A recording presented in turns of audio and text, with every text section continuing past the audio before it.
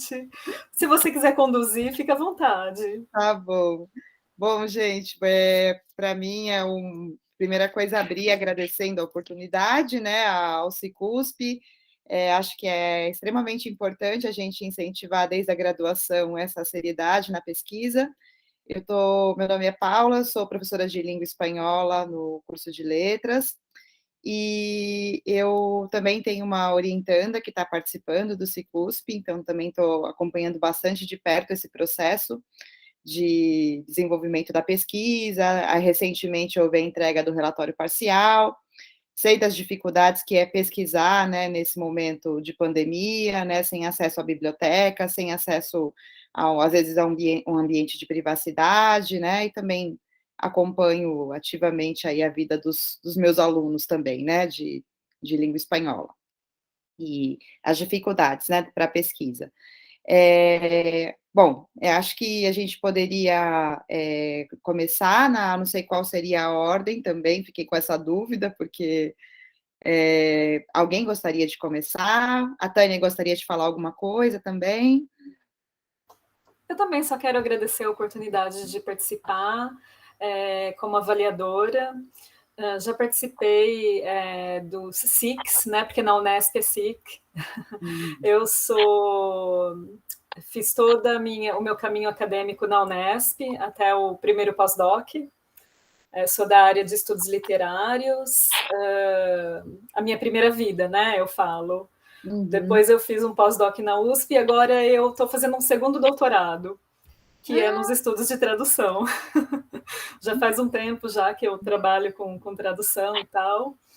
E como eu tenho formação em francês, eu estou traduzindo também o Leclésio, né, que é um autor franco-mauriciano, ele se coloca. E aí fui convidada para ser avaliadora. E agradeço, porque principalmente no nosso momento, né, é uma grande resistência, né, a gente insistir na pesquisa. Né? Então é muito importante que essas coisas aconteçam. Não, com certeza, eu acho que é isso, gente. Tem que ter essa fibra nesse momento, né? Sim. E só comentando um pouquinho sobre a minha área de estudos, que eu acabei não comentando, o meu mestrado foi mais na área de literatura, né? Eu trabalhei com algumas obras do século XVII, em concreto com a obra do Cervantes, e já no doutorado eu trabalhei com tradução e adaptação, né? Trabalhei com as adaptações do Quixote, e agora no pós-doc estou desenvolvendo um estudo mais ligado à área de tradução e adaptação. Inclusive a minha pesquisa aqui que eu oriento no Cicusp e na iniciação científica é sobre adaptação de obras antigas, né, para contextos atuais, né? E também, por coincidência, na minha tese de doutorado, eu falo um pouco da Júlia Lopes de Almeida, só que eu falo um pouco da obra infantil dela. Então, acabou tendo essa coincidência e eu achei bem, bem bacana. E é isso. Bom, acho que a gente já pode ir começando. Alguém gostaria de começar ou a gente faz uma ordem alfabética, assim, uma coisa bem... Acho que eu gostaria, se ninguém se importar, mas se quiser a ordem alfabética também, eu não me importo. Acho que a ordem alfabética você seria a primeira, né, Giovana? Eu posso ser a segunda. Por mim seria ótimo. Então vai. A Daiane não... É isso que eu ia falar, acho que eu sou a primeira na ordem alfabética.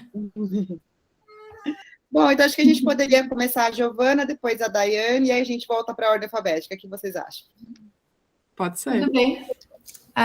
Bom dia a todos. Eu sou a Giovana, sou estudante de Letras Linguística, e o meu trabalho é sobre as traduções de Júlia Lopes de Almeida. Vou apresentar aqui para vocês, um segundo. Quando todos estiverem vendo, me avisem, por favor.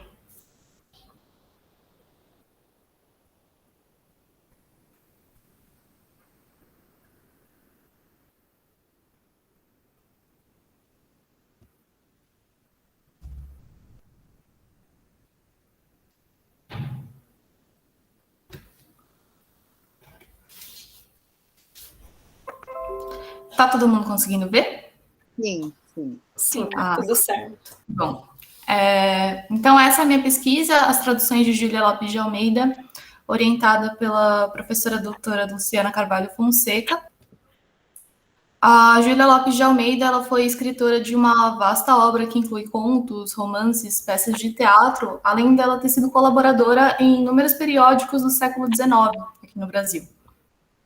Ela foi uma figura muito importante para compreender o desenvolvimento do movimento feminista aqui, uma vez que as obras dela, por conta do seu destaque, quebraram o monopólio masculino intelectual.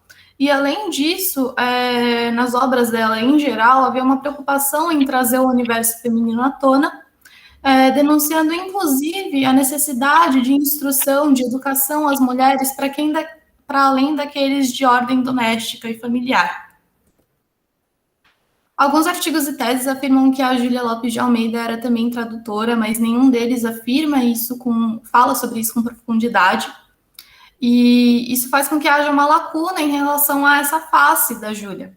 Né? E essa mesma lacuna se estende também à falta de trabalhos dedicados às traduções feitas por mulheres no Brasil durante o século XIX, o que revela uma questão de viés de gênero na historiografia da tradução.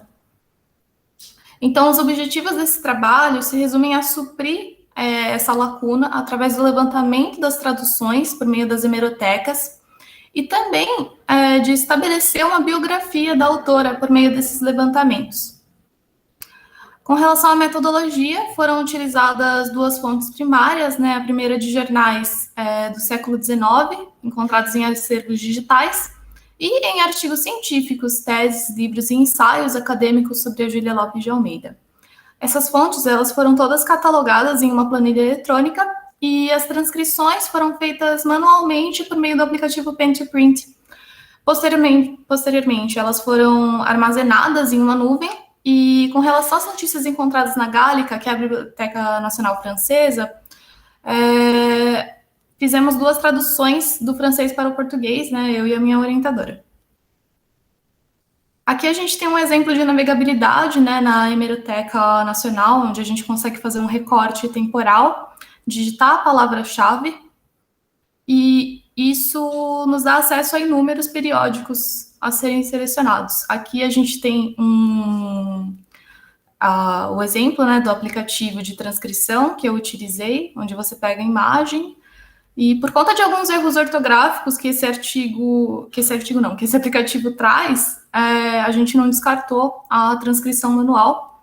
E aqui a planilha, né, catalogando as fontes com as principais informações, como a autoria da notícia, data da notícia, título, página, o link, o acesso e a transcrição também, né, que se encontra nessa pasta.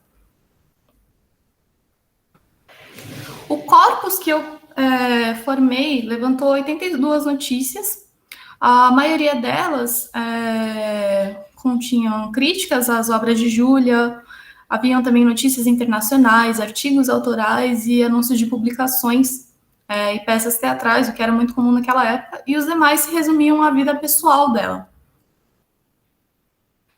Para compreender o contexto em que a Júlia se insere, eu trouxe alguns slides. E a primeira coisa que a gente tem que ter em mente é que ela se insere num contexto de transição entre Brasil Império e Brasil República. Naquele momento, os interesses liberais e o engajamento na ideia de modernização através da educação e da ciência se tornavam cada vez mais intensos. E a imprensa era um meio fundamental de debate e expressão dessas ideias. Com essa tentativa de ruptura com a sociedade tradicional, as mulheres elas foram ganhando mais espaço nos ambientes intelectuais e passaram a atuar mais ativamente na opinião pública. Isso fez com que houvesse um aumento de mulheres escritoras e leitoras, e jornais e editoras enxergaram esse público como um potencial nicho de mercado, fazendo com que houvessem cada vez mais publicações feitas por mulheres. E uma coisa interessante da minha pesquisa é que há uma falta de citações sobre a Júlia nas principais obras que abordam a história da literatura brasileira. Aqui eu trouxe 3, do José Veríssimo, do Antônio Cândido e do Alfredo Bose. Em nenhuma delas a Júlia é citada. E por que tradução feminista, né? A primeira coisa que a gente tem que ter em mente sobre isso é que a escrita e o saber sempre estiveram relacionados ao poder. Por conta disso, a dominação masculina nos campos de conhecimento acabou por silenciar as mulheres no ambiente acadêmico. Consequentemente, elas foram apagadas da narrativa historiográfica. A tradução também era tida como uma espécie de estágio a quem desejava se tornar escritor, né? Então, ela era uma atividade considerada secundária. E o próprio imaginário das obras do século XIX, por exemplo, Lucila, do José de Alencar, o José de Alencar retrata os perfis de mulher, né, as personagens traduzindo, só que essas traduções nunca são tidas como uma atividade intelectual, e sim sempre como um passatempo, como se elas estivessem costurando, por exemplo. A tradução, né, nos anos 70, os estudos tradutológicos percebem também que ela não é simplesmente um traduzir de uma língua para outra, né, literalmente, assim, uma palavra. Ela também é um ato de mediação ideológica e intercultural. E isso é muito importante para a gente entender por que as mulheres do século XIX traduziam. Porque isso era uma forma delas difundirem suas ideias além mar, né, além da língua que elas falavam. Com relação à biografia da Júlia, uma coisa muito interessante que eu encontrei na minha pesquisa são que as viagens que ela realiza ao redor do mundo são um marcador biográfico muito interessante para ela. Ela nasce no Rio de Janeiro, ela cresce em Campinas, onde inicia a carreira dela. Em 1885, ela é convidada pelo Olavo Bilac a participar do periódico A Semana. Em 1886, ela viaja a Portugal, publica contos infantis e traços e iluminuras. E aqui a gente tem uma entrevista da Júlia que ela faz para o João do Rio, em que ela fala que ela escondia que ela escrevia, né? Isso porque, ainda naquela época que ela era jovem, entendia-se que a escrita não era um espaço das mulheres. E ela foi delatada pela irmã, e por isso ela conseguiu a oportunidade de trabalhar na Gazeta de Campinas pela primeira vez, porque o pai era colaborador, e ele reconheceu as habilidades nela. Em 1888, ela volta para o Brasil, né, de Portugal, publica folhetins como Memórias de Marta, passa a integrar as sociedades femininas no Rio de Janeiro, inicia a vida de conferencista, falando sobre a mulher no Brasil e internacionalmente, e também encontra com intelectuais literatos que posteriormente viriam formar a ABL. Só que ela é expulsa porque a ABL ela é inspirada nas normas francesas, e as normas francesas diziam que as mulheres não deveriam participar desses ambientes. Entre 1913 e 1914, ela viaja pela França, agraciada por um banquete em sua homenagem, organizado por mulheres escritoras francesas e por políticos franceses também. Em 1922, ela viaja a Buenos Aires, onde ela era muito admirada, para participar do Conselho Nacional de Mulheres da Argentina. E uma coisa interessante que eu levantei é que ela tinha uma relação com a escritora argentina Eva Canel, que publicava muito sobre ela na Argentina. E em 1925, né, até 1931, ela se muda para a França e impulsiona, né, durante esse tempo que ela fica lá, a carreira dos filhos Afonso e Margarida. A Margarida, por exemplo, ela organizava recitais de poesia pela Europa inteira. Nos anos finais, ela retorna para o Brasil, continua sendo conferencista, participando de conferências. Infelizmente, morre em 1934, decorrente de uma malária, e em 1936, funda um Instituto Cultural Argentino-Brasileiro em sua homenagem. Esse instituto foi fundado por senhoras argentinas. Com relação à aparição dela nos jornais brasileiros, ela participa dos principais periódicos, o País, a Estação, a Tribuna Liberal, Gazeta de Notícias e por aí vai. Ela era muito bem recepcionada pela crítica, com ressalvas para o discurso misógino presente naquele contexto, e um dos exemplos, né, de aparição desse discurso misógino se dá justamente pelo pseudônimo que ela utilizava, que é o pseudônimo de Ursula Worms.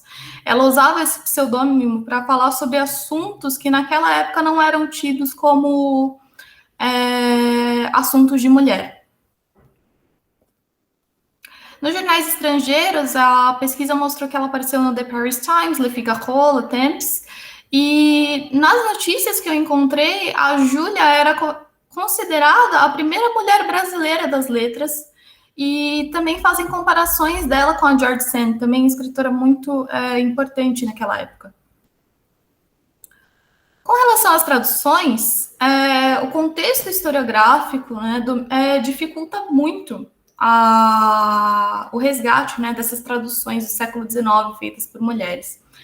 Então, para minha pesquisa, eu falo sobre as possíveis traduções que Júlia Lopes de Almeida fez. Né? Aqui a gente tem, por exemplo, a tradução de As Rosas para o francês, de A Caolha para o espanhol, Os Porcos para o francês de novo, mas é muito difícil a gente saber se essas traduções eram realmente da Júlia, né? Porque não falam sobre quem fez, é difícil a gente acessar o arquivo dessa tradução. E aqui a gente tem traduções feitas por outros tradutores. O Jean Driot, por exemplo, ele traduzia a Júlia para o francês. As Memórias de Marta, por exemplo, e A Família Medeiros, que são 2 romances da autora. Tem o Braulio Sanches, a Florência e a Amália Sato, que traduziram para o espanhol até anos, eu diria, recentes, né? O que demonstra ainda mais esse estreitamento entre Júlia e Argentina. Em 2016, a Santos faz a tradução da Viúva Simões para o espanhol para uma tese de doutorado.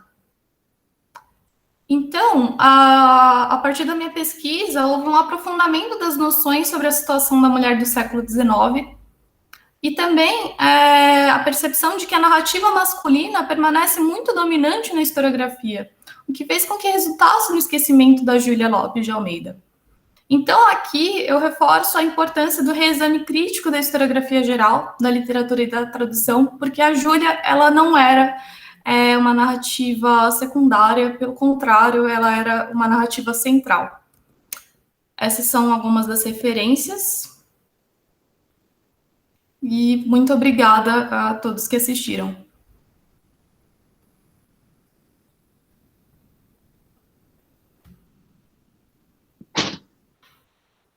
Obrigada, Giovana. A gente acho que poderia continuar a sequência e no final a gente pode abrir para comentários, eu acho que é melhor. A gente vai anotando aqui os comentários, para não prejudicar muito o tempo. Agora vamos com a Daiane Manfreni Alves. Vamos. Eu vou colocar aqui, vou apresentar.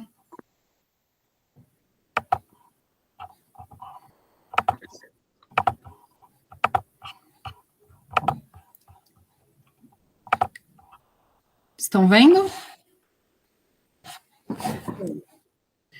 Bom, eu sou a Daiane, eu faço parte do italiano, né, do Departamento de Letras Modernas, e a minha pesquisa hoje, que foi orientada pelo professor Maurício Santana Dias, ela buscou falar sobre um processo, ela acontece com o processo de tradução comentada de uma obra que se chama Besti, do italiano Federico Tozzi, e ela tem um recorte pensando em explorar essa questão dos problemas linguísticos e culturais que se fazem presente na tradução do italiano para o português brasileiro.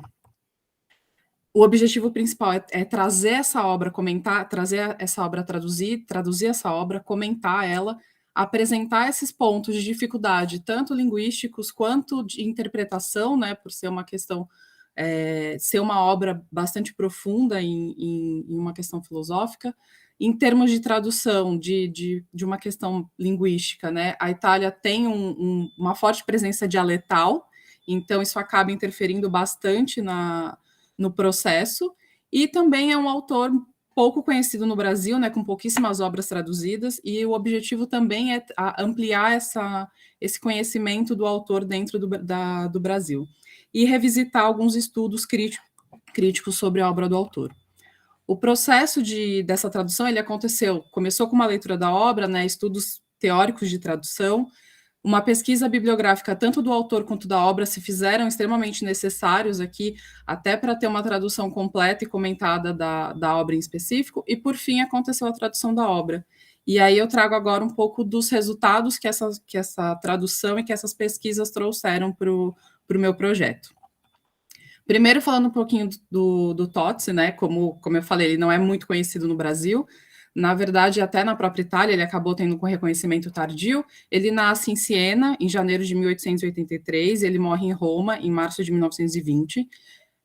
Ele tem um reconhecimento tardio na Itália, então ele começa a ser estudado dentro da própria Itália a partir de 1960, quando alguns críticos, né, chegam até as obras dele, começam a estudá-la, e nesse período ele é até comparado com Italo Svevo e com o Pirandello. Então isso mostra um pouco da importância literária dele para a história da literatura italiana, né?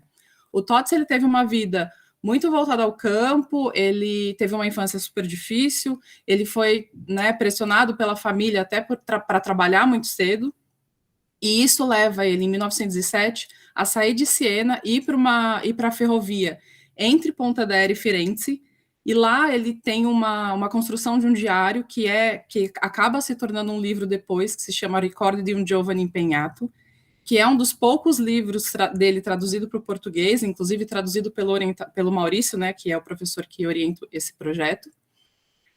Em 1908, ele sai desse trabalho na ferrovia, ele volta para Siena, né, em decorrência da morte do pai. A partir disso, ele vai para a fazenda da família, ele se casa, né, vai para a fazenda da família, que é onde ele começa a escrever Beste, que é a obra de estudo aqui desse projeto. De 1909 a 1914, ele escreve uma das obras, a obra, na verdade, mais conhecida dele, que é com Gli Chiusi, que também está traduzida para o português, né, foi o primeiro livro dele traduzido para o português brasileiro. E Beste é publicado em 1917 pela editora Fratelli Treves, que é a mesma editora que publica De Annunzio, que é um importante poeta italiano, né, do século XX. Falando da obra Beste, né, que é a obra que é o objeto de estudo aqui, ela é publicada em 1917 e ela é composta de 69 aforismos.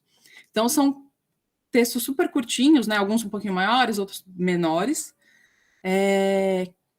que permeiam entre situações cotidianas. Então, a princípio, é uma leitura que retrata o cotidiano, retrata algumas questões humanas ali sendo postas. É escrito em italiano e tem muita a presença e a expressão de palavras do dialeto sienês, né, que é o dialeto de Siena. A obra se chama Beste porque, na verdade, todos os contos que tem ali, todos os aforismos que são apresentados, eles têm a presença de um animal ou de um inseto que é direcionado à situação apresentada ou a um conflito, né? E eu vou contar um pouquinho mais no decorrer aqui da apresentação. Nessa pesquisa, né, foram traduzidos 15 dos 63 aforismos apresentados, né, na obra original, e também a tradução da Laura Melosi, que é uma estudiosa italiana, né, uma doutoranda italiana, que e na verdade essa introdução está disponível no arquivo usado para a tradução aqui, que é do Liber, que é um site que disponibiliza obras que estão em domínio público italiano.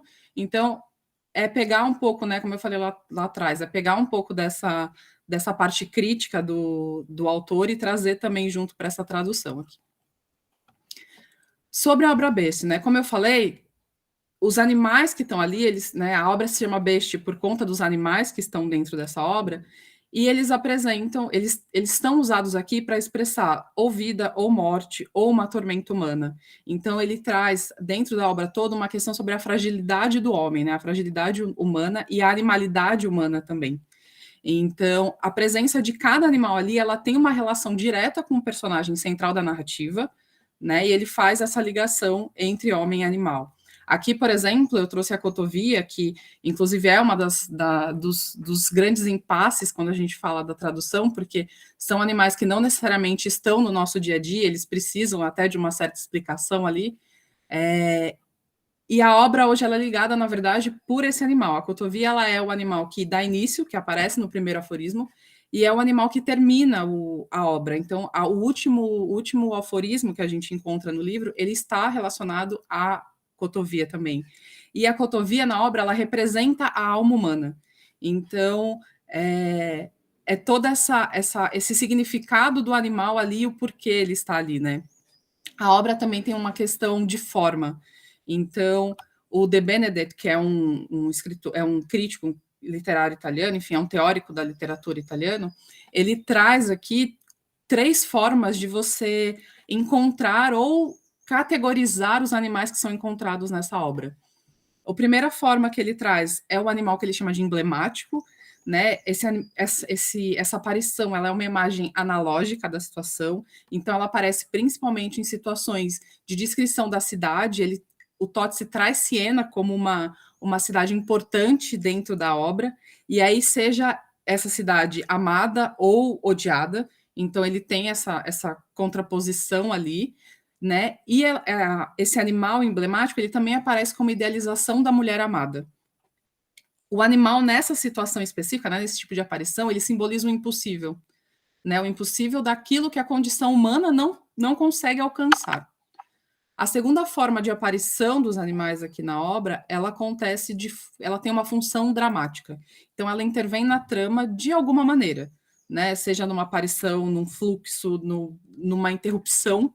Eu tenho esse aparecimento dramático do animal, né? Que leva a conclusão daquele... Não necessariamente uma conclusão, mas que leva a decorrência, ao fluxo do conto a partir dessa interrupção do animal. E a terceira possibilidade de aparição do animal aqui, ou do inseto, né, dentro da obra, ela tem uma certa dificuldade de se explicar, porque é uma aparição arbitrária. E, né, inicialmente ela aparece sem nenhuma conexão direta com a situação. Então, quando eu falo que cada um dos contos tem um animal, não necessariamente ele aparece como um personagem ou como uma situação que acaba tendo o animal como fonte. Ele pode simplesmente aparecer numa gaiola, né, como uma descrição de cenário. E aí essas aparições arbitrárias que o De Benedetti fala no livro dele, ela parece sem nexo, mas na verdade ela tem uma ligação muito importante na obra.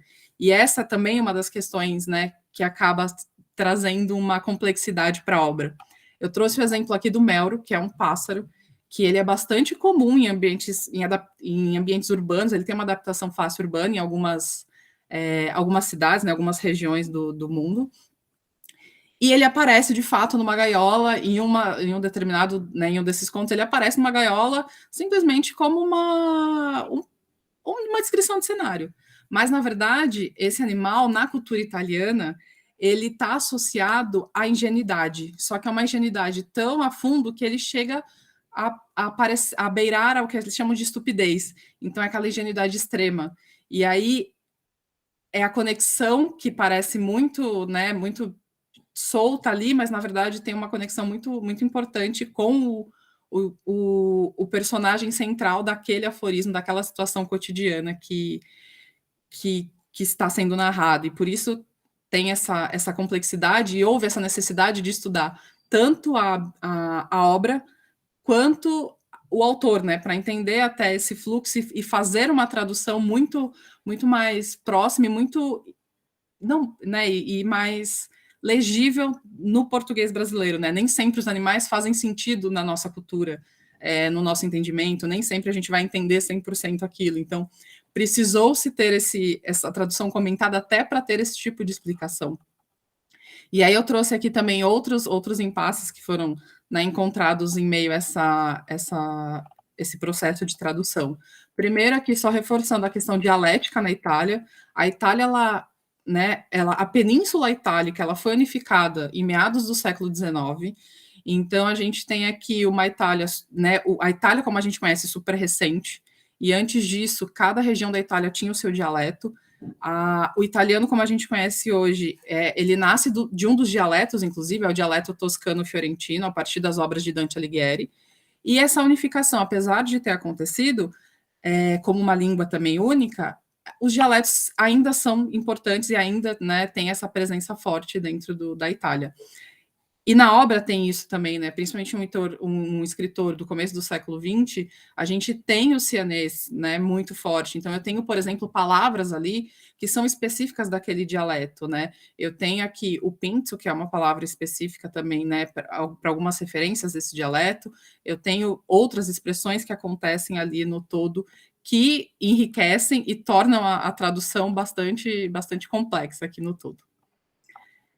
Eu tenho um uso de pronomes que também que tem ali, né, uma usabilidade não tão comum. Então, hoje, a terceira pessoa do singular no italiano é conhecida como lui, lei, né, que é o ele e ela. E lá dentro da obra, eu tenho o ele e ela, como que são pronomes, né, que estão ali na gramática italiana, mas são pronomes de forma literária. E na obra eu tenho, né, nos aforismos que foram traduzidos, eu tenho uma mistura entre a questão do ele e ela e do lui lei. Então tem toda essa questão de conhecimento dessa parte gramatical dos pronomes. Sim, temos dentro né, no original a variação gráfica de várias palavras, até por uma questão de período, né? A gente está falando de um autor do início do século XX, e eu tenho uso não tão comum de plural de algumas palavras, por exemplo, como silêncio, que é como se fossem uns silêncios, né, no português aqui. A gente tem variações da palavra escere e uscire, né? Tem uma incidência comum dessa variação do uscire, que é o sair em italiano, né? E eu tenho algumas outras variações também, nos aforismos foram encontrados nos traduzidos, né? 6 variações de palavras que não usamos comumente hoje no italiano standard. E o Tozzi foi um leitor, né? Apesar de ter tido uma vida ali bem focada no campo, ele foi um leitor assíduo, então ele tem um conhecimento, né, cultural muito importante, ele tem uma bagagem muito importante e está empregada dentro da obra de Beste, né? E isso faz com que não só tenha, né, para traduzir, tenha que ter feito uma pesquisa dialetal, uma pesquisa quase de biologia, né, para entender um pouco da questão daqueles animais, uma pesquisa baseada no significado daqueles animais para a cultura italiana, inclusive a cultura italiana do início do século XX, né, a obra apresenta também referências culturais da cultura geral. Então, eu tenho um poema épico latino aqui, que traz, né, que fala sobre a cidade de Tebas. Eu tenho um filósofo chinês sendo mencionado na obra também, e também são menções super sutis, né, como elas entram no cotidiano ali da narração do aforismo, e eu tenho obras que são extremamente importantes para a cultura italiana, né, para a literatura italiana. Eu tenho um poema épico, né, e eu tenho o Orlando Furioso, como é conhecido, como é traduzido aqui no Brasil, que é também um poema épico bem mais conhecido da Itália, que foi traduzido aqui para o português como Orlando Furioso, que também está presente ali sutilmente na obra, e se faz necessário essa explicação, esse parênteses ali para fazer sentido a tradução como um todo e a obra como um todo, tá? Por fim, eu trouxe aqui só a título de curiosidade que do título original, que é Beste, foi traduzido para animais, até por uma questão cultural brasileira também, né? Besta, como a gente poderia chamar, que também é uma associação ao animal mais, né, mais intenso, talvez não fizesse tanto sentido, né, para o português brasileiro hoje.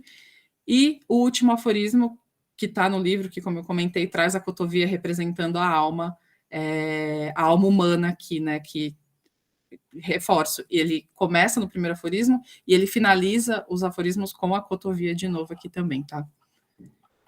E aí, por fim, as referências bibliográficas que foram usadas para a tradução. E é isso, muito obrigada a todos.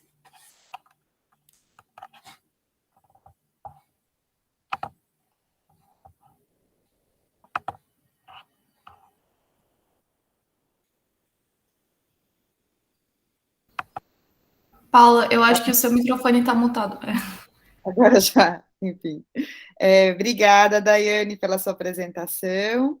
E agora passamos para a Júlia.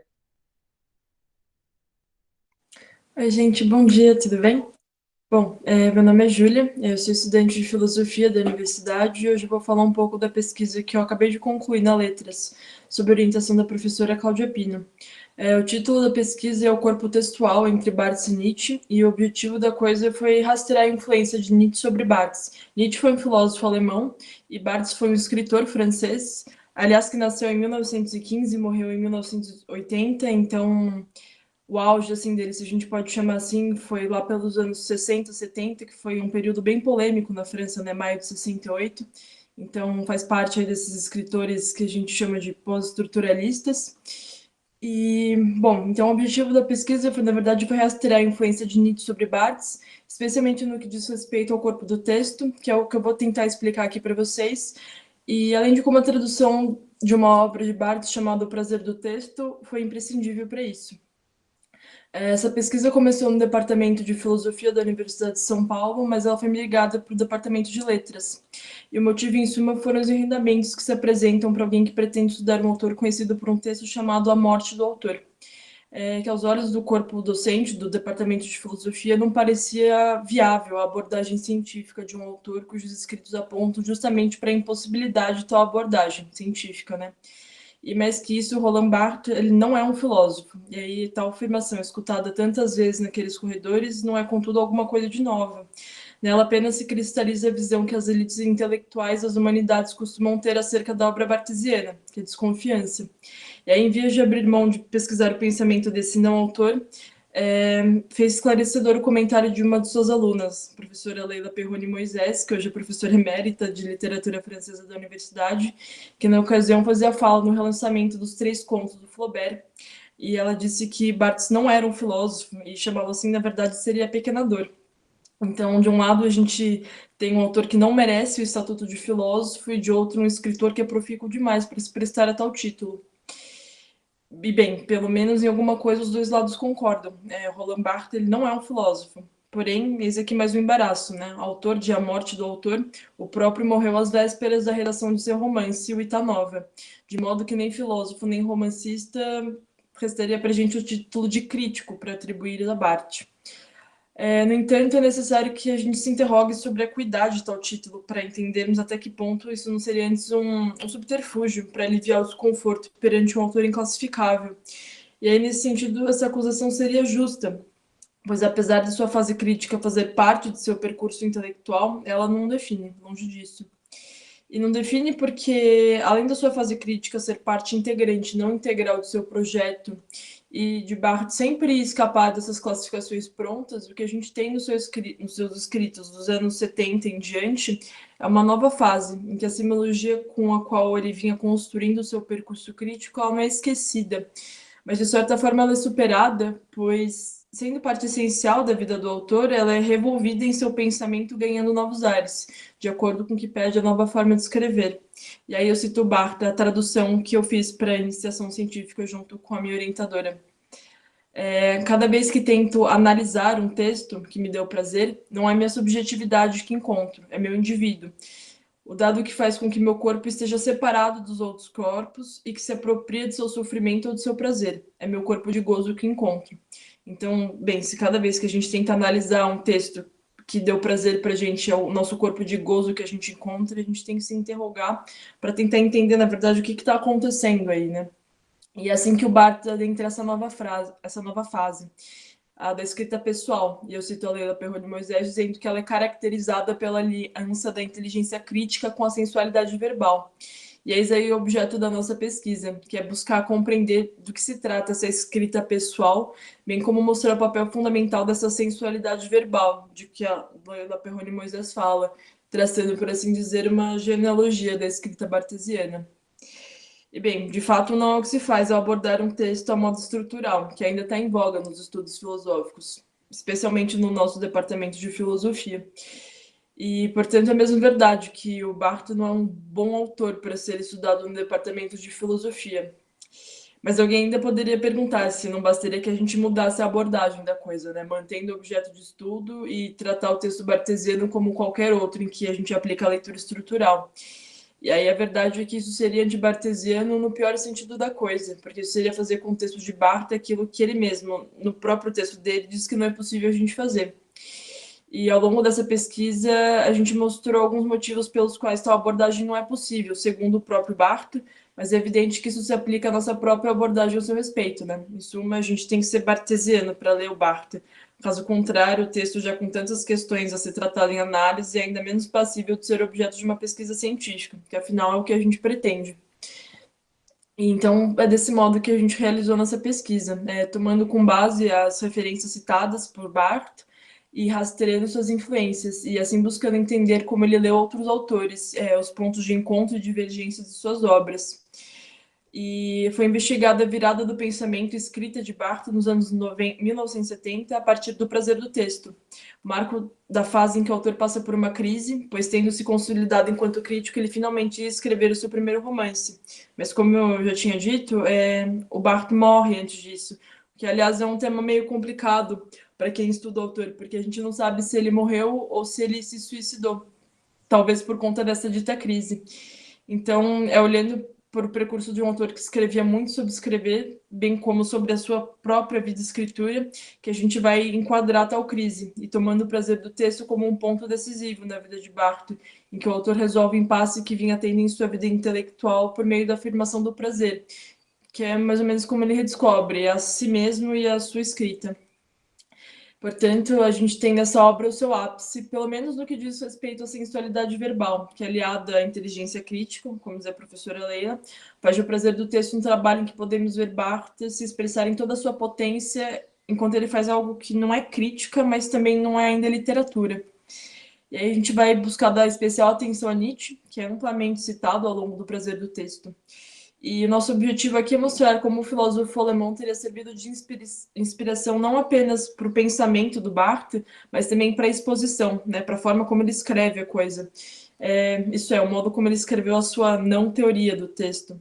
Não teoria porque, bem, como eu vou explicar adiante, é influenciado pela morte, pelo anúncio da morte de Deus, do Nietzsche, a verdade passa a não existir mais. E uma vez que a verdade não existe, é evidente que não é possível fazer uma teoria do texto, pelo menos não no sentido que a gente tem de uma hermenêutica tradicional. Então, a verdade é que esse modo de exposição, não só de pensar, mas de exposição também, ele é mais que irreverente, ele é de grande acuidade teórica, pois como a gente vai ver, é na prática que o prazer do texto poderá ser afirmado. E assim a gente vai buscar compreender, através das citações que o Barthes faz do Nietzsche, como esse influenciou a sua concepção de texto, que é como a gente quer mostrar aqui um corpo que é expresso pela linguagem, e como tal descoberta é reveladora para o autor francês, pois essa permite escrever e sentir prazer, e assim ele consegue redescobrir a sua escritura. E ademais a gente procurou também compreender os diferentes tipos daquilo que comumente a gente entende por prazer. No texto do Barthes, no prazer do texto, isso aparece como uma dupla conceitual, que é o prazer e o gozo. E aqui a gente tem que ter ainda mais cuidado para lidar com o autor, pois além de conceitos, o prazer e o gozo são, em certo sentido, indistinguíveis entre si, inclassificáveis. E, bem, esses adjetivos poderiam ser facilmente aplicados à obra barthesiana como um todo, né? Indistinguível, inclassificável. E, bom, desse modo, nossa solução para abordar tal impasse se tratando de prazer e do gozo foi comparar essas coisas às noções de apolíneo e dionisíaco, no nascimento da tragédia do Nietzsche, né? Evocando a figura de Apolo e Dionísio. E aí, nessa sorte de retrogradação dos termos, a gente esperou que, apesar da impossibilidade de conceitualização assertiva em Barthes, que é uma coisa que ele mesmo coloca, a gente conseguir compreendê-lo melhor, pela semelhança estética que esses conceitos evocam. E outro recurso do qual a gente lançou mão também foi melhor entender para entender nosso autor, foi revisitar uma outra referência do prazer do texto, que é a psicanálise de Jacques Lacan.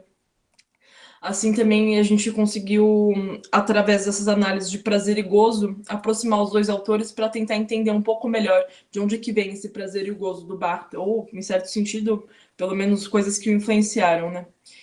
E, bom, cumpre dizer que aqui a gente tem outro problema que é muito mais pertinente ao departamento de letras do que de filosofia, como eu tentei fazer no começo da minha pesquisa, que é a tradução. O gozo lacaniano é assim traduzido em sua versão consagrada no Brasil. Porém, para o termo francês jouissance, vertido, há outras palavras disponíveis no português, como, por exemplo, fruição, que é a opção que a perspectiva usou na tradução que a gente tem brasileira, aqui do Brasil, do prazer do texto. E aqui na nossa tradução a gente vai insistir em gozo pela conformidade com os estudiosos de Lacan no Brasil. Os estudiosos de Lacan no Brasil traduzem jouissance por gozo. E, bom, esse foi um dos nossos motivos, né? Porque já é uma coisa estabelecida e, na nossa opinião, um motivo muito bom, porque apesar de, assim, realmente fruição ser uma coisa próxima do gozo, não só já é consagrado aqui no Brasil os estudiosos de Lacan, como, na verdade, o motivo principal foi o sentido sensual que ela evoca na nossa língua. o que, na verdade, é exatamente pertinente ao estudo de Barthes, né? Então, esse é outro método que a gente usou para investigar a obra de Barthes, a tradução do texto. E se, por um lado, esse texto acabou sendo empobrecido, porque, em certo sentido, traduzir é, de fato, trair, por outro lado, as nossas escolhas foram conscientes. Isso quer dizer que elas foram orientadas pela leitura muito cuidadosa da língua materna do autor. De modo que, quando a gente optou por uma palavra lusófona, essa foi escolhida dentre muitas, com o objetivo de explicitar a sensualidade que carrega propositalmente o texto barthesiano. E aí, contra a falta de pudor, a gente se justifica pela assertividade. E se isso pode soar estranho, é porque a fase da sensualidade verbal que a gente pretende estudar no autor se exprime a dois níveis, que é conceitual e material. Então, assim, se o texto é uma afirmação do prazer, a teoria e a prática devem coincidir. Então, não à toa, a gente prefere usar palavras como gozo ao invés de fruição. Gozo é muito mais forte do que fruição, né? E a teoria e prática aqui, então, elas não são concorrentes, mas elas são, na verdade, coincidentes, pois é provocando o leitor que o Barthes, ele prova a sua contra-teoria do texto. E, como dissemos, é também assim que Barthes redescobre a sua escrita, através da afirmação do seu próprio prazer, de modo que a gente tenha um motivo para acreditar que o prazer do texto é também um convite para o leitor descobrir o seu próprio. Então, de certa forma, é inocente o leitor que vê em Barthes um escritor que é incapaz de fazer filosofia ou literatura, pois o que a gente tem na sua obra é um exercício de estilo, que revolve a teoria que quer mostrar, ou mais precisamente o prazer que quer causar, pois sentindo prazer, né, prazer ou gozo, o autor, de certa forma, escreve. Isso não quer dizer que, portanto, no prazer do escrevente fica garantido o prazer do leitor, mas a gente tem essas fortes reações que Barthes provoca no leitor, mostradas a acuidade de sua pena, tanto em tese quanto na prática. Como a gente viu, são coisas que estão necessariamente implicadas. E, bem, tal modo de circular pelo meio intelectual é mesmo inusitado, né? O que naturalmente coloca sob desconfiança a teoria que acompanha a prática, já que aquela normalmente acompanha em sua demonstração um trejeito muito canônico e rigoroso, como a gente está acostumado na academia mesmo. E, bem, mas a verdade é que se é contra isso que o Barthes escreve, contra a dissecação e instrumentalização do texto para revelar uma verdade de fundos metafísicos que não se pode provar em sentido estricto, então, na verdade, muito rigoroso que a escrita de sua teoria do texto, que, na verdade, acaba explicitando uma falha na grande tradição de uma teoria do texto, ela tem que estar de acordo com o que ela diz, afinal, ela é teoria e evidência ao mesmo passo, então não é uma teoria que a gente lê e, de certa forma, aplica, né? Não é exatamente um método científico canônico, mas é uma teoria que está implicada na prática. Então, através da leitura, a gente não precisaria de provas, mas a própria leitura do texto, a nossa reação seria, assim, meio que evidente ao passo em que a gente está lendo, para a gente entender o que o Barthes está querendo dizer. E aí, tudo isso para mostrar a importância da tradução do prazer do texto, sem a qual a gente não teria conseguido mostrar em que sentido o corpo é um texto no pensamento barthesiano. E aí, citando Nietzsche, ao falar da moral enquanto expressão corporal, que ele não faz isso no prazer do texto, ele faz isso num livro dele que se chama O Léxico do Autor, não foi traduzido para o português, é Le Lexique de l'Auteur, mas lá o Barthes, ele pega uma citação do Nietzsche dizendo que o Nietzsche dizendo que ele entende a moral como uma expressão corporal, o que é bem engraçado, né? Porque é uma forma de subversão da moral, né? Moral a gente entende pelos costumes, enfim, mas o Nietzsche não, ele entende aquilo como expressão corporal.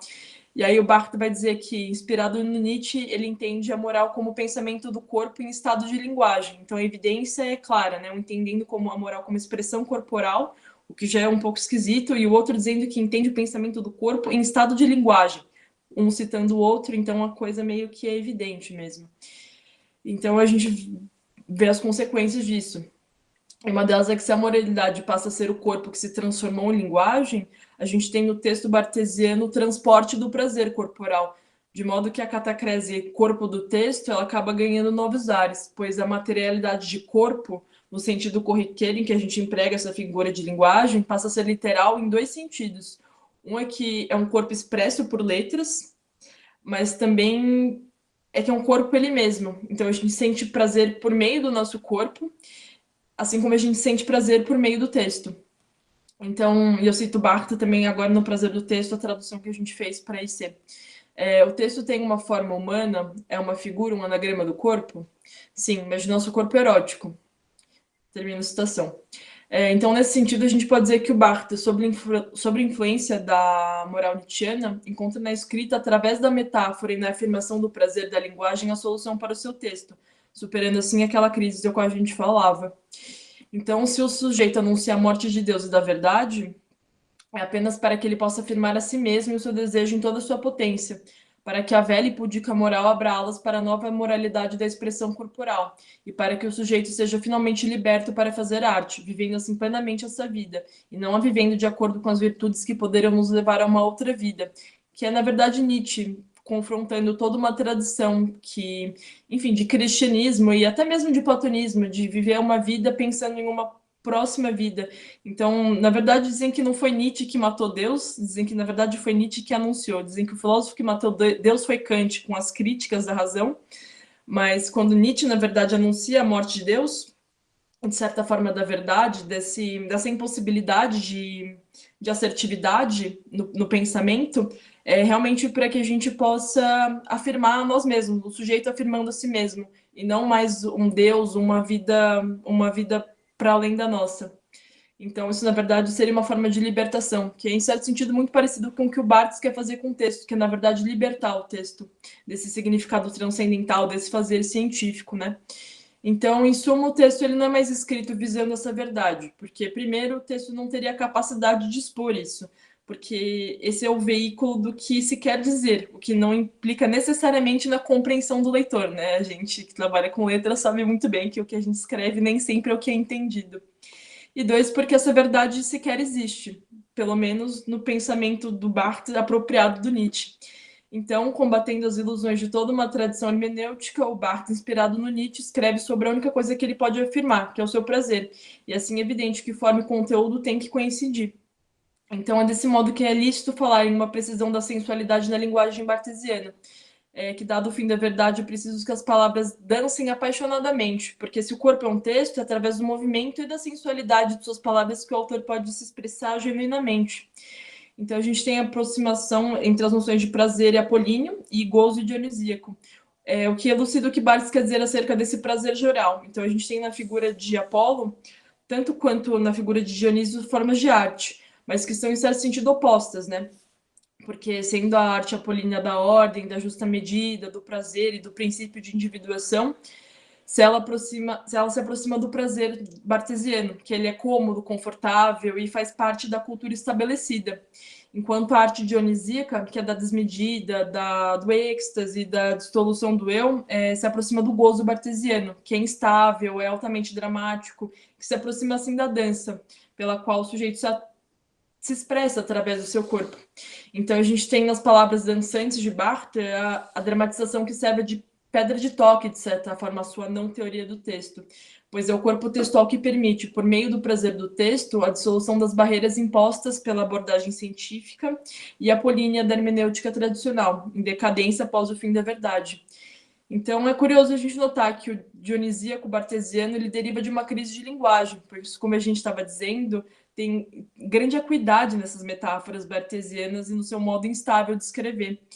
E apenas ao se afastar de sua fase crítica, apolínea, né, da semiologia, se a gente pode aproximar de certa forma apolíneo da semiologia, que o Barthes supera a crise intelectual pela qual passava, isso é com uma prática, mas precisamente pela prática da expressão do corpo, isso é do prazer. Então a gente consegue aproximar o Barthes do Nietzsche e entender como existe, na verdade, um corpo textual mesmo, mas não no sentido assim, o corpo do texto, mas como realmente o texto ele é um corpo e a gente sente prazer.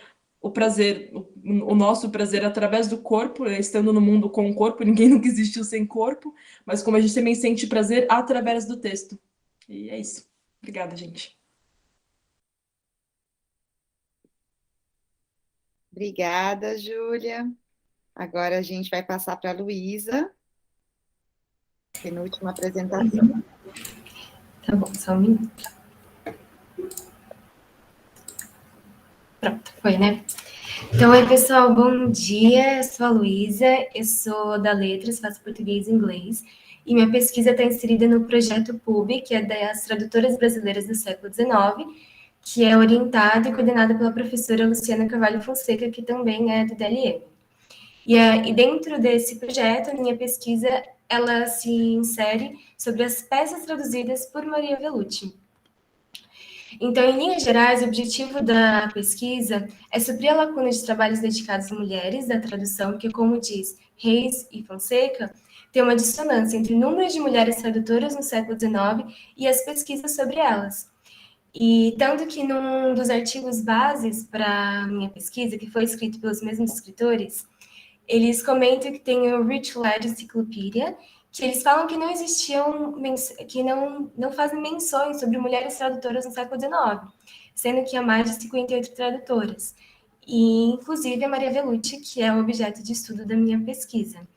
Então, minha pesquisa ela entra também como uma dúvida, uma contestação das narrativas hegemônicas sobre a história da tradução, e propõe expandir as investigações sobre mulheres tradutoras, e especificamente sobre o trabalho de tradutora da Maria Vellucci, das traduções de peças teatrais que ela traduziu no século XIX.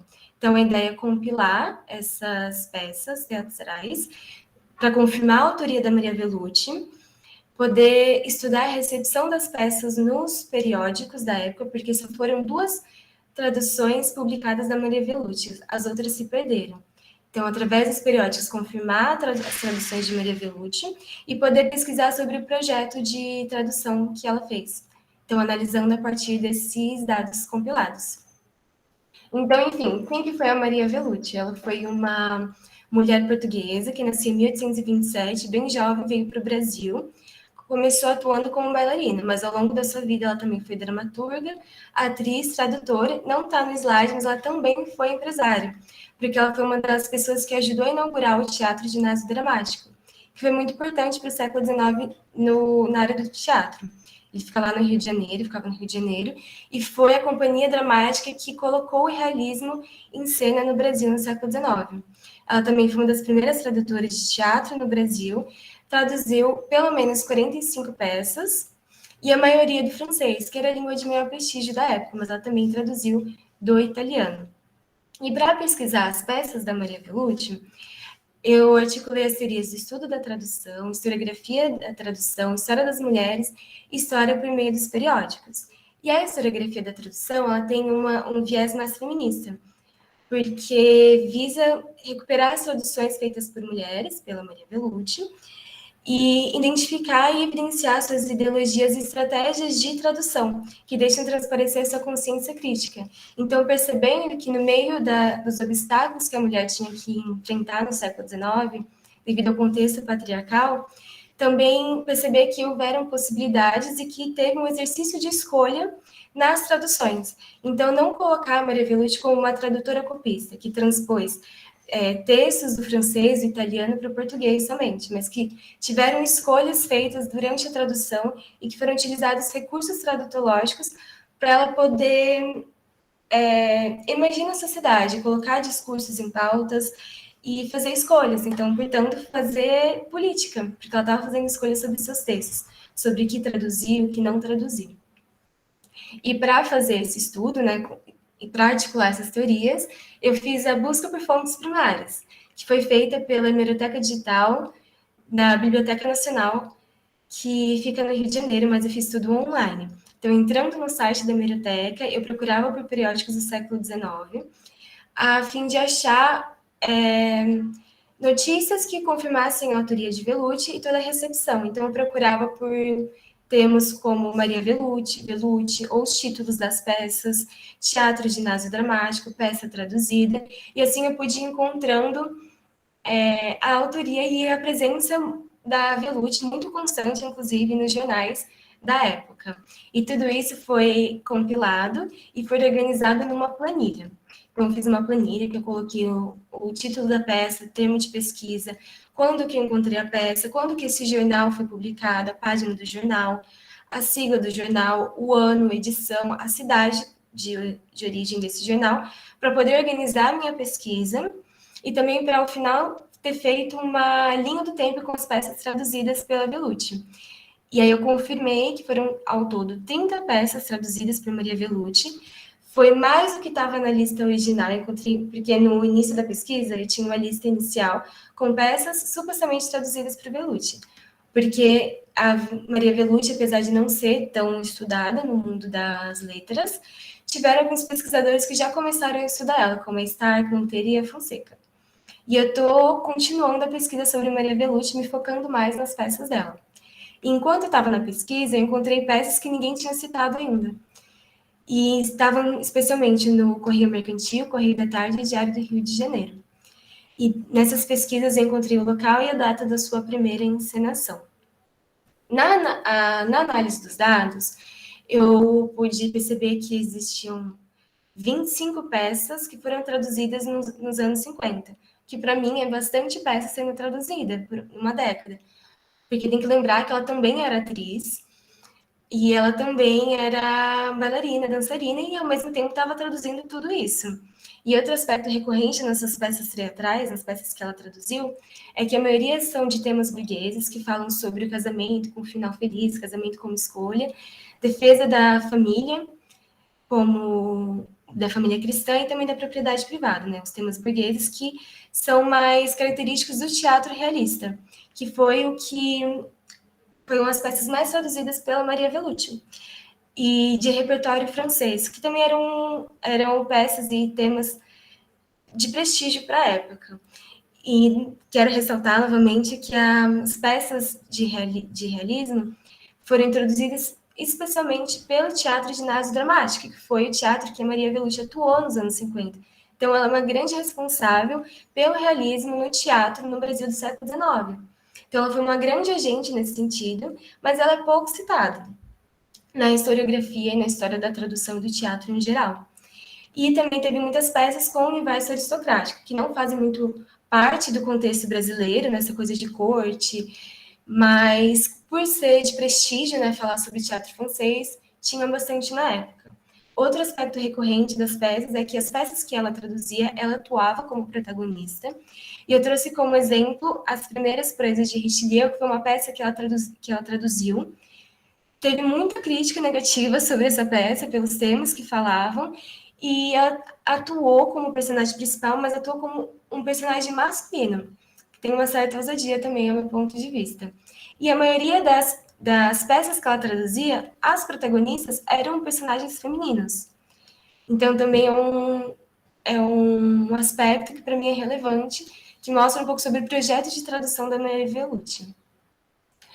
Em geral, também, quando aparecia no jornal anunciava a peça que ia ser encenada na semana, vinha sempre vinculado o nome do tradutor. E a partir das pesquisas sobre os comentários, a recepção da peça nos periódicos, em geral, os opinadores, os comentaristas das colunas de jornal, eles comentam mais sobre os temas das peças. E falam, a peça é traduzida pela Maria Vellucci, mas pouco se diz sobre a escolha de Vellucci. A Vellucci como agente de por exemplo, uma pessoa que está preparando o editorial, o repertório da companhia de teatro. Então, ela está selecionando peças com tais temas. Isso não é discutido. Não é discutido, por que Vellucci trouxe essa peça tão polêmica? Não se coloca ela como agente que seleciona peças para estar sendo apresentada no Teatro do Rio de Janeiro. Fala mais sobre o tema da peça, então desvincula ela como uma pessoa que está pensando, criando repertórios, e coloca ela mais como copista. Foi uma coisa que eu percebi sobre a recepção das peças que ela traduziu nos periódicos da época. E também outra coisa que eu pude perceber nessa tentativa de analisar os corpos e encontrar um projeto, uma consciência crítica e um exercício de escolha como tradutora, como profissional da tradução, é que um dos recursos utilizados por ela foi o paratexto. Tanto que teve na peça de 1859, A Vida de uma Atriz, que fala sobre esse mundo do teatro em que ela estava inserida, ela faz um prefácio, que é esse que está no slide. Nesse prefácio, ela faz uma denúncia sobre as repressões que ela sofria. Então, acho que isso se enquadra como uma tentativa de supressão da escrita da mulher, mas sem ser oficial, não exatamente um decreto, por exemplo, a mulher não pode escrever, não pode ter escrita criativa. Mas são desincentivos, por exemplo, como ela sofreu, que tentavam afastar as mulheres do mundo das letras. Como ela conta que, felizmente, ela mostrava as suas traduções a entendedores e diziam que sua poesia estava bonita, mas não estava boa, faltava ali metro. E a mesma coisa sobre sua prosa, que lhe faltava gramática. Mas essa fala dela contém ironia, porque ela não deixou de escrever, ela não deixou de fazer escolhas, de emergir sua voz, porque ela está usando o paratexto como ato político, de fazer uma denúncia. Então, ela não deixou para trás a escrita, ela não renunciou. Mas ela está fazendo uma denúncia, dizendo de como ela foi desincentivada a se afastar do teatro. Tanto que a peça autoral dela só foi aparecer décadas mais tarde, dos anos 50. E ela também é uma tradutora que teve elogios para a época, tanto que ela foi elogiada pelo próprio Machado de Assis. Na peça Asno Morto, ele elogiou a tradução feita por ela, e ela teve outros elogios sobre sua tradução. Então, ela tem gramática, ela tem metro. Só que na hora de fazer a escrita criativa, ela foi suprimida. E isso é algo que era comum para o contexto patriarcal que existia, e colocar, às vezes, a tradução como um mero trabalho técnico copista e não como algo que existe intelectualidade. E quando é muito bem feito, era às vezes questionado, a autoria era questionada. Mas eu acho que entre esses obstáculos, a Maria Bellucci ela conseguiu encontrar possibilidades que pudessem emergir a sua voz e usar da tradução como uma forma de expressão para poder promover suas causas políticas e conseguir fazer escritas estimulantes. Eu acho que o paratexto foi um recurso encontrado pela Maria Bellucci para poder emergir sua voz, colocar suas pautas políticas e seu pensamento, e tentar não ser totalmente suprimida. Então, por isso que, ao fim, eu considero que a Maria Bellucci teve uma agência e ela propôs um projeto político. Então, e talvez feminista, porque ela não é exatamente feminista, para não ser anacrônico, mas ela fez escolhas. Então, ela fez um ato político. Ela teve influência do contexto histórico, dos interesses mercadológicos, porque ela estava numa companhia, então ela precisava escolher sobre peças que teriam prestígio, que encheriam os teatros, mas, ao mesmo tempo, quando ela estava pensando em colocar tal peças, especialmente realistas, ela pensava e colocou predominância de personagens feministas. Teve ousadia nas suas escolhas, porque ela teve peças em que contestava o casamento, a norma do casamento como era feita.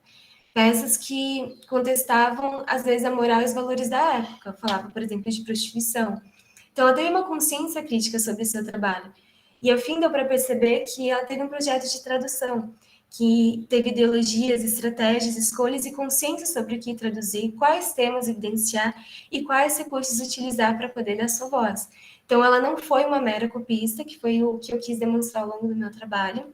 Ela teve uma agência e uma proposta de tradução.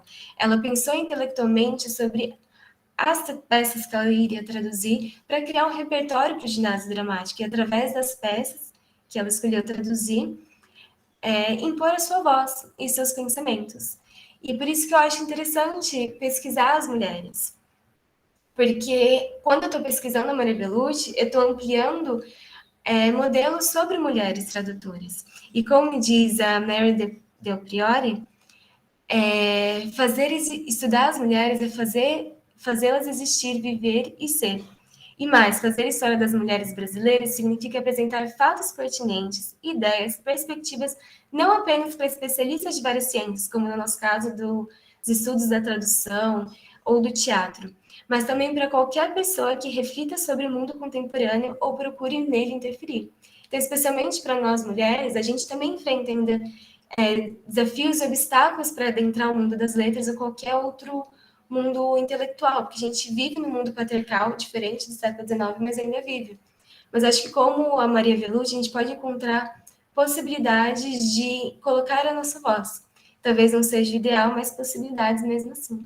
Então, foi isso que eu quis demonstrar com a minha pesquisa e também evidenciar mulheres que são estimulantes, que têm escritas potentes e que elas devem ser lembradas dentro da historiografia da tradução, porque elas foram importantes, elas deixaram o seu legado. A Maria Bellucci, nesse caso, ela deixou um legado no teatro brasileiro do século XIX, que tem suas consequências até hoje.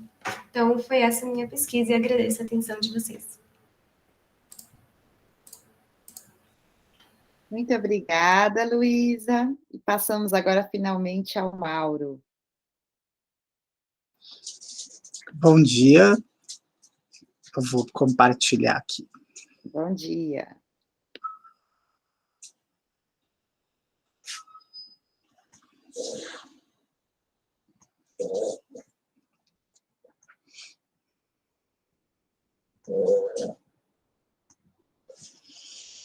Vocês conseguem ver?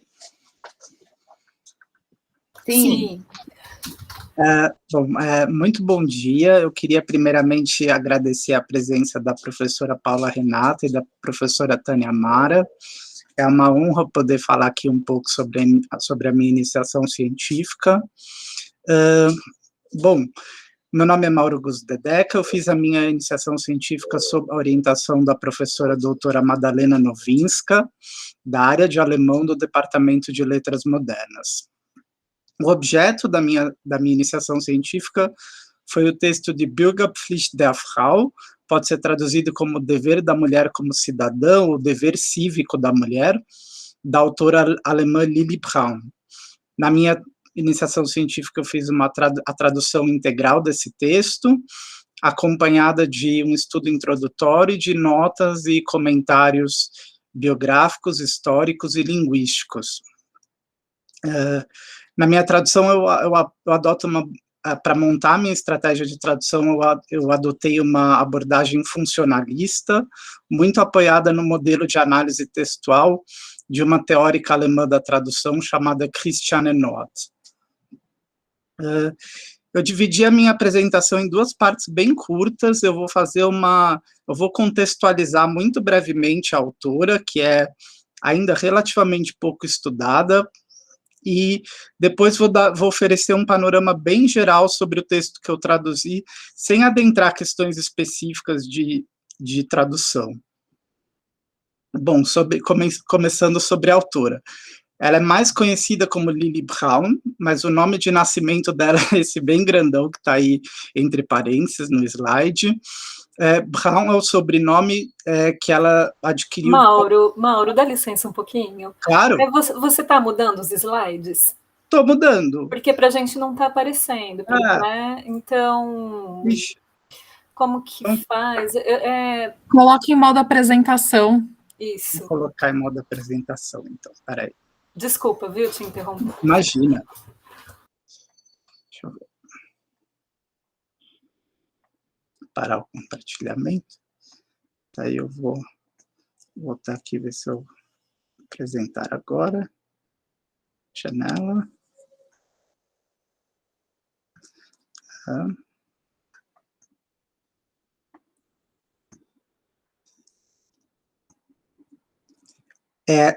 Vocês conseguem ver agora se está mudando? A gente está vendo a primeira página. Ixi. Está parada na primeira página. Eu acho que você tem que clicar lá embaixo, naquele símbolozinho que está à direita, bem inferior, a apresentação de slides. Ah, tá. Agora mudou? Não, ainda não. Ixi. Eu cliquei no botãozinho, mas... Agora sim. Ah, mudou? Agora sim. Muda de novo, Mauro, para a gente testar. Tá mudando, não? Não. Não, tá. Se eu mudar assim... Voltou para a primeira, agora foi para a segunda, só para te falar o que está acontecendo. A terceira... Isso, agora está mudando. Está mudando. Então, acho que eu vou apresentar assim, fora do modo de apresentação. Tá certo. Porque não sei o que aconteceu aqui, talvez acho que é um problema do meu PowerPoint aqui. Mas assim dá para ver normal, tá? Bom, então, desculpa, gente, eu vou então apresentar assim. Eu tinha parado nessa parte sobre o nome dela. Ela é mais conhecida como Lili Braun, que é o nome de nascimento dela é esse nome bem grande que está entre parênteses aí na tela. Braun é o sobrenome do segundo casamento dela. Na época do texto que eu traduzi, ela ainda tinha o nome do primeiro casamento, que é esse que eu deixei em negrito, só para caso vocês encontrem esse nome, é a mesma pessoa com nomes diferentes, né? Ela em diferentes momentos da vida dela. Ela nasceu em 1865, na cidade de Halberstadt, que ficava então na Prússia, e que hoje se localiza no estado alemão de Sachsen-Anhalt. A gente traduz normalmente como Alta Saxônia, mas um pouco mais para o leste da Alemanha. Os pais dela foram Hans von Kretschmann, que era um oficial do exército prussiano, um militar de carreira, e Jenny von Kretschmann, que era de uma antiga e tradicional família da nobreza da Prússia Oriental. A Lili Braun teve uma atuação muito forte no movimento de mulheres alemão, que é em alemão Frauenbewegung. A literatura até hoje procura distinguir entre movimento de mulheres e feminismo, né, considerando que são realidades bastante diferentes, embora haja haja intersecções importantes entre as duas coisas. Ela foi também uma autora muito prolífica, escreveu muitos textos, tanto de ficção quanto de não ficção, e aqui tem um ponto de contato interessante sobre com aquilo que a Giovana falou sobre a Júlia Lopes de Almeida, porque a Lili Braun também foi uma pessoa para quem, desde muito cedo, a escrita era algo fundamental na vida dela, desde muito jovem, e a atitude dela de se dedicar à escrita foi também vista com muita desconfiança nos meios em que ela vivia, às vezes com hostilidade pela família também. A partir de 1896, ela atua muito fortemente na social-democracia alemã, que, vale dizer, no Partido Social Democrata Alemão, que era o SPD, que era, então, um partido socialista de ruptura com o regime político e o sistema econômico vigentes. Embora houvesse dentro do partido muitas divergências, diferentes correntes, mas, assim, em termos muito gerais. Ela morre em 1916 em Berlim, que era, então, a capital do Império Alemão, e, portanto, quase toda a vida dela transcorre nesse período do Império Alemão, do Kaiserreich, que vai desde, mais ou menos, desde os primórdios da Alemanha como nação unificada até o final da Primeira Guerra Mundial. Bom, sobre o texto em si, né? Ele é a versão escrita de discursos que a Lili Braun proferiu no final de 1894 em diferentes cidades alemãs, quando ela integrava uma associação do movimento de mulheres que chamava Frauenwohl, pode ser traduzido como bem-estar das mulheres, uma associação vinculada ao movimento de mulheres burguês e que se entendia a si mesma como uma associação radical. Dentre esses discursos, o mais importante é o que ela proferiu em 2 de dezembro de 1894, em Berlim, que entrou na história do movimento de mulheres alemão, e é até hoje considerado amplamente na literatura como a primeira defesa do voto feminino feita por uma mulher alemã em uma assembleia pública. A assembleia pública é um tipo de evento aberto a todos, tinha que ser comunicado previamente às autoridades, era normalmente acompanhado por um oficial de polícia para verificar se tudo estava transcorrendo dentro das regulações legais, e é importante ter em mente, no contexto dessa discussão, que as mulheres, na época, no Império Alemão, não tinham direito nem de se associar, nem de se reunir politicamente. Elas não podiam integrar partidos políticos, não podiam integrar agremiações políticas, não podiam fazer reuniões políticas, nem participar delas legalmente. Isso lhes era vedado pela Lei de Associações Prussiana, que foi incorporada pela maioria dos estados alemães, e só foi ser revogada em 1908, mais de 10 anos depois desse texto da Lili Braun. O texto foi publicado em 1895, em livro, pela mesma editora berlinense, que publicava o periódico da associação de que ela fazia parte. O gênero discursivo, textual, a gente pode definir o texto como um panfleto político, um manifesto político, mas no texto se entrecruzam diferentes gêneros textuais. O texto, às vezes, parece mais um tratado de ciências sociais, às vezes ele parece um livro de história, ele assume diferentes feições no seu decurso. Os principais temas dele são a questão do dever, Pflicht em alemão, a definição do que seja a feminidade, Weiblichkeit em alemão, as desigualdades sociais em decorrência das condições de vida muito precárias das classes trabalhadoras e das camadas mais pobres da população, a questão da profundidade e abrangência dos direitos de toda a ordem, civis, sociais, políticos, e a questão da solidariedade humana, né, da empatia humana, a quem deveria ser estendida a empatia humana. E o que a Lily Brown se propõe nesse texto, fundamentalmente, é redefinir e repensar e redefinir a noção de dever, para que essa noção deixe de designar um conjunto de obrigações que se desenrolam no âmbito privado, doméstico, familiar e religioso, e passe a designar um novo espaço de possibilidades de atuação política e de realização profissional e educacional para as mulheres. Na visão da Lily Brown, essas novas possibilidades seriam também novas responsabilidades. No argumento dela, as mulheres deveriam ter tanto a possibilidade quanto a responsabilidade de participar da definição das regras que organizavam a sociedade, de intervir nos processos de tomada de decisão fundamentais da sociedade, para moldar as instituições de uma maneira que lhes fosse mais favorável e também de uma maneira que fosse mais benéfica para outras camadas da população que se encontravam, então, numa condição desfavorecida. Então, na visão dela, o avanço na conquista dos direitos pelas mulheres levaria também a um aumento do bem-estar geral da sociedade. Ela ligava essas duas coisas, e uma das coisas que eu proponho na iniciação científica é que talvez haja pontos importantes de contato entre a argumentação da Lily Brown e alguns postulados do utilitarismo clássico na linha do John Stuart Mill. E o texto suscita uma série de questões bastante interessantes que eu gostaria até de continuar investigando futuramente. Então, foi essa a minha apresentação. Desculpa por não ter dado certo o modo aqui de apresentação, e muito obrigado pela atenção.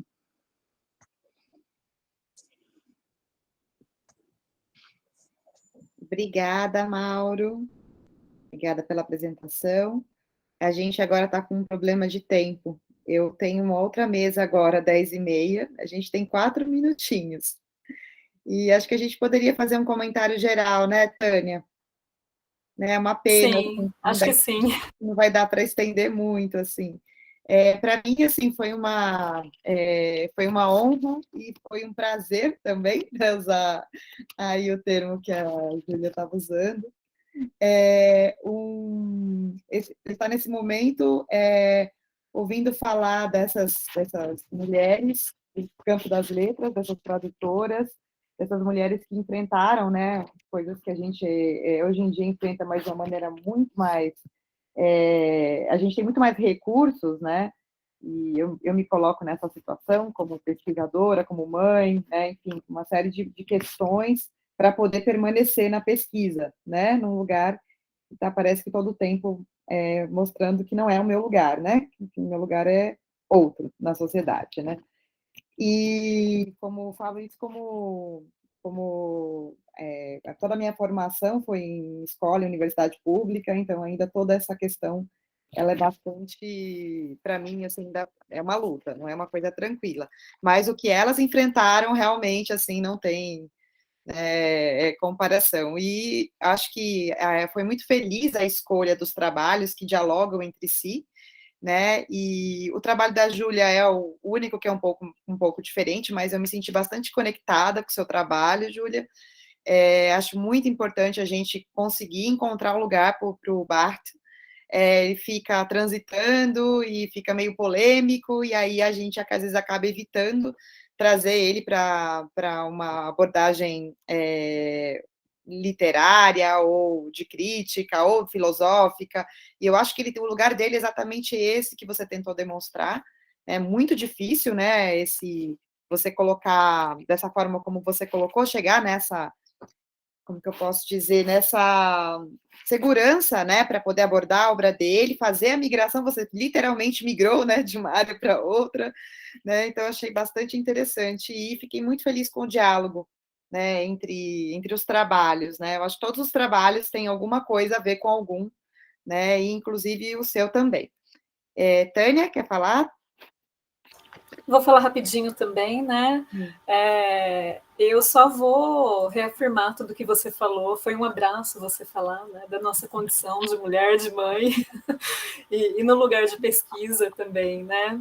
Sim. E achei todos os trabalhos muito interessantes, eles dialogaram, muito corajoso da Júlia mesmo, né? Porque o Barth, ele tem várias facetas, né? E aí você precisa recortar uma, né? E acho que foi muito bem escolhido, né? Muito interessante tudo. Mesmo o trabalho da Daiane também, né? Que é do italiano, que está tão do lado do Pirandello e do Luiz Vevo, né? Tão importantes. Então foi um prazer participar, ouvir vocês.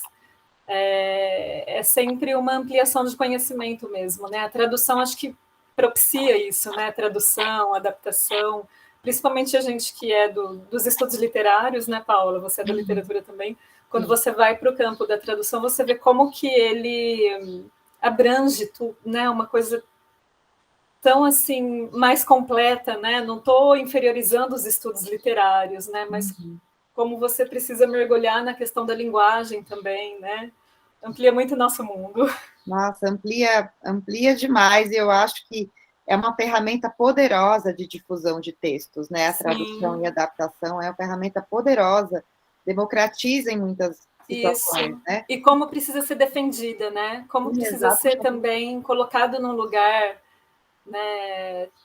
né, que eu falei, não estou inferiorizando os estudos literários, mas, paradoxalmente, a tradução ela não está, né, num lugar tão privilegiado quanto dos estudos literários, né? Sim, exatamente, também. Né? E a Daiane está no grupo das tradutoras, né? Sim, verdade, né? Sim. Da professora, né? Ela está no grupo das tradutoras, poderosa. Mauro também, imagino aí a dificuldade. Da tradução do alemão. E traduzindo mulher, né? Também, né? Isso, não sei se ele é questionado, né? Pois é. Enfim, mas olha, os trabalhos estão com uma qualidade excelente, é isso também que queria dizer antes de finalizar. Assim, poucas anotações assim, de coisas para melhorar, realmente, porque eu acho que vocês estão no caminho certo, pelo menos ao meu ver, aí nesse momento de iniciação científica, está sendo um início bastante prolífico. E excelentes apresentações, né? Vocês estão de parabéns, todos. Às vezes Giovana, todos eles. O trabalho e a apresentação, às vezes, não estão no mesmo nível, né? Porque às vezes eu muito nervosa, né? E não, acho que todas as apresentações deram conta de apresentar para a gente o caminho, né? Dessa pesquisa que ainda está em andamento, né? É isso, gente. Eu vou ter que ir lá para a minha outra mesa e agradeço demais. E foi um prazer esse momento aqui com vocês. Muito obrigada, Tânia, também. Prazer em conhecê-la, Paula. Eu tinha visto você em vídeo já falando sobre as novelas, né, do Cervantes e tal. Que legal. Vamos tentar a gente depois se comunicar. Sim. E entre nós também, tá? Vocês fiquem à vontade aí para me escrever, inclusive depois gostaria de mandar a referência Na verdade, é um poema da irmã da Júlia, mas que elas publicaram uma obra infantil juntas, da Júlia Lopes de Almeida. É interessante, depois eu posso mandar a referência, Giovana. Tá bom? É isso, gente. Um grande abraço. Obrigada, professoras. Foi muito, muito bom estar aqui com vocês. Muito obrigado. Parabéns a todos.